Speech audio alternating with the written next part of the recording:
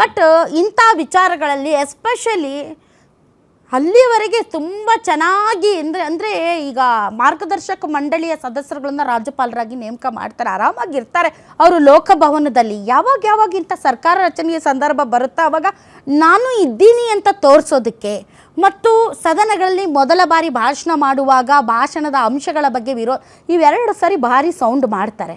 ಅದರ ಮೂಲಕ ಅವರು ತಮ್ಮ ಪಕ್ಷಗಳಿಗೆ ಎಷ್ಟು ನಿಷ್ಠನಾಗಿದ್ದೇವೆ ಅನ್ನೋದನ್ನು ಸಾಬೀತು ಮಾಡ್ತಾನೆ ಇರ್ತಾರೆ. ಆದರೆ ತಮಿಳುನಾಡು ಜನ ತುಂಬ ಭಾವುಕ ಜೀವಿಗಳು, ಅವರು ಭಾವನಾತ್ಮಕವಾಗಿ ಸ್ಪಂದಿಸುವಂಥವರು. ಗುಡ್ ಆರ್ ಬ್ಯಾಡ್ ಅವರು ಬೀದಿಗೆ ಬಂದುಬಿಡ್ತಾರೆ. ಸೊ 2 ದಿನ ಆಗಿದೆ, 3ನೇ ದಿನ ಈಗಾಗಲೇ ಸಣ್ಣದಾಗಿ ಶುರುವಾಗಿದೆ ಅಲ್ಲಲ್ಲಿ ಪ್ರೊಟೆಸ್ಟು. 3ನೇ ದಿನಾನೂ ಇದನ್ನು ಮುಂದುವರಿಸಿದರೆ ಯಾಕೆ ಅಂತಂದರೆ ಬಹುಮತ ವಿಶ್ವಾಸ ಮತವನ್ನು ಸಾಬೀತು ಮಾಡಬೇಕಾಗಿರೋದು ರಾಜಭವನದ ಲೋಕಭವನದ ಅಂಗಳದಲ್ಲ, ಅದು ವಿಧಾನಸಭೆಯಲ್ಲೇ on the floor of the house. ಅದಕ್ಕೆ ಅನುವು ಮಾಡಿಕೊಟ್ಟರೆ ರಾಜ್ಯಪಾಲರ ಘನತೆ ಗೌರವ ಜಾಸ್ತಿ ಆಗುತ್ತೆ.